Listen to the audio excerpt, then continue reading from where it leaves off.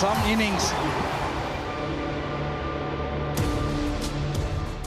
It's South Africa against the West Indies, the second KFC T20 International.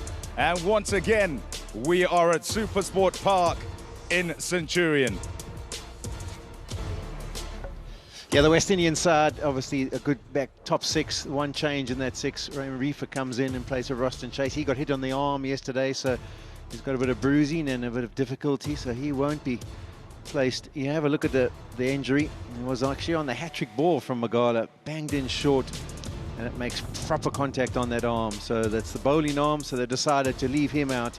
And then they've also decided to reinforce the batting. So in place of Zari Joseph, in comes Jason Holder. So I don't think he'll be batting as low as that, but he's playing his 50th match, and he'll be looking forward to the opportunity. The South Africans, very interesting that Anrich Nortje is not playing today, having bowled so well and so quickly yesterday. It must be this rest and rotate policy that frustrates those of us of the past, and is obviously the modern way. So KG Rabada is going to come in. But looking at that top six, no changes there. Very powerful players and very good players, you'd have to say. Here are the changes with Marco Jansen into the side instead of Bjorn Fortuin. We've got a bit of a pounding yesterday, and as I say, Rabada coming back in. 55 matches T20 cricket. South Africa very happy to be able to put West Indies into bat, because South Africa have lost their last 4 matches here, and on each occasion they've done the batting first. It's been the chasing side. There's a catch, and it's taken. Early wicket, that's what they wanted, South Africa. Really important that as far as the home side are concerned, to upset this opening stand. This is the ideal start for South Africa. Win the toss, they pick up an early wicket, and it's King who was in good touch yesterday. He has to be on his way just for one. West Indies 2 for 1. Oh, that's high.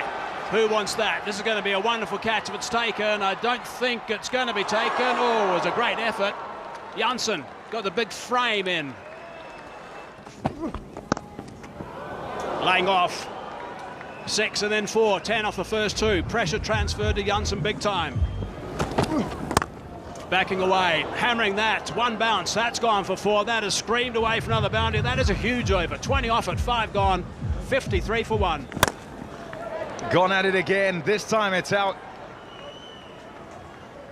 closer to the middle of the bat.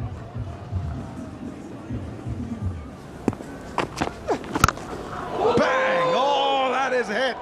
That is hit so hard. Don't worry if you're on the banks. It's not troubling you.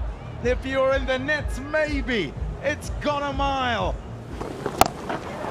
Too short, and there's no boundary big enough. He'd been hanging about for a little while as he watched Mayers go to work. He's back, Johnson Charles, and he brings up a half century off just 23 balls. What a start for the West Indies.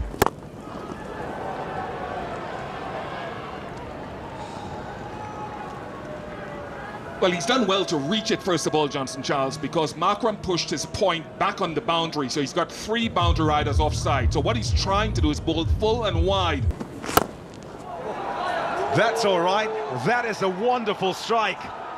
Easy as you like. A good cricket shot with a bit of power to it for 6 more.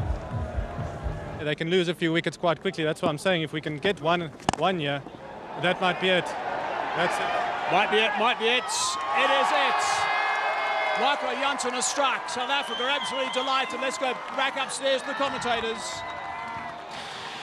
Thanks, Hayes. And the catch safely taken in the deep. That's going to be out as well. So Paran goes. Things change quickly in this game. You've always got to look at that scoreboard and imagine 2 more wickets down. Well, 2 have just fallen. Yeah, it's a classic case of the mindset you've got to have as a bowler in this format as well. 1 over 0 for 20 for Jansen. You've got to put that behind you and concentrate on the next deliveries. He walks to the crease, he picks up a wicket, he follows it up with a quality one first up. Oh, that's a good hit. It's gone hard and flat. You want to watch that in the crowd. That can damage humans, that sort of shot. Oh, hello, he's done it! He's done it!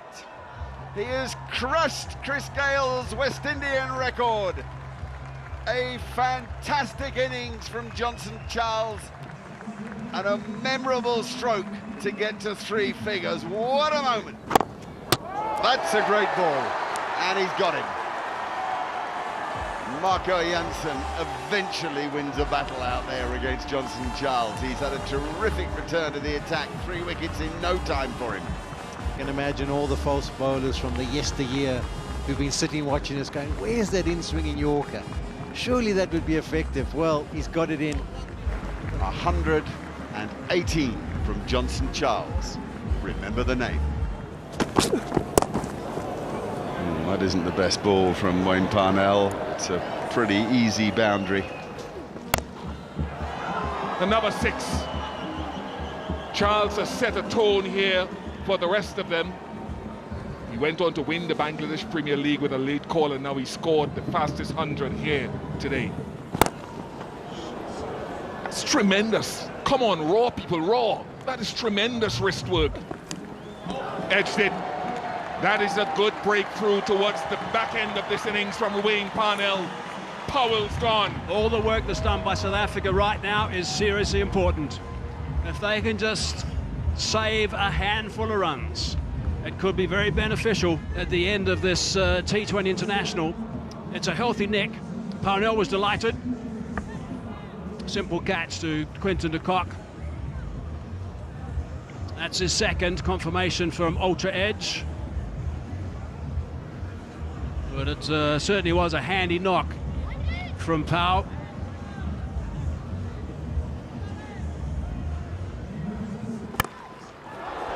Six of them trying to get that Yorker into leg stump, and it takes the West Indies to the cusp of 250. And the final one is not the first, and it's not the last 6 we'll see at this ground here today.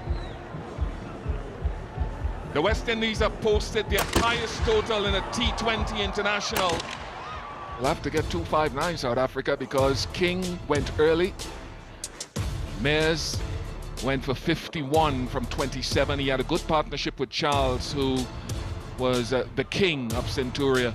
South Africa need 259 from the 120 deliveries. I have a feeling the entertainment will continue into the afternoon sunshine. Oh, what a shot that is. That's a beauty. Quinton de Kock, sensational work. Yeah, one of his real strengths, Quinton de Kock, something he's really worked hard on, is that ability to pick up a length delivery, the pick-up pull, and he absolutely smashes this. Oh, that's cracked away. What a shot. That's right out of the middle. Lovely sound off the bat from Reza Hendricks. What an over. 29 runs off that over, 42 for none. And he goes straight, and he hammers that one. That's gone for half a dozen. Another wonderful shot from de Kock. Yeah, this is brilliant from de Kock, his 4th 6. Got that nice and fine. Holders struggling. Line, leg side, punished. Yeah, we talk about Quinton de Kock, he's striking at 335, but Reza Hendricks not far behind. Oh, he's got that. He's picked it up, and he's hit that a long time. 50 for Quinton de Kock. 53 or 15 deliveries, Hayes. That's the fastest all time for South Africa. 5th joint fastest overall. All teams. Magnificent. What a performance from Quinton de Kock. Slower ball. He's got that over the top. Had to do all the work, but he's got it away for 4 more. Yeah, that takes the score to 89.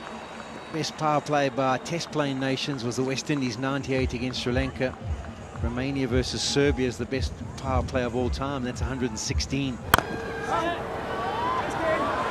He's certainly one here, maybe 2. Yep, they come back for 2. Temba, while we've got you, just give us some of the qualities as the 100 arrives, the qualities that Quinton brings. What are his great strengths in your eyes? Yeah, I mean, Quinton's obviously a big player, massive player for us within the team. I think his experience, you know, that's something that he brings of value to the team.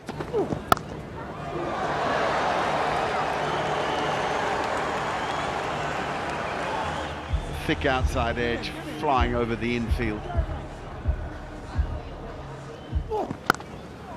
That's 4 more for Quinton de Kock. Takes him to his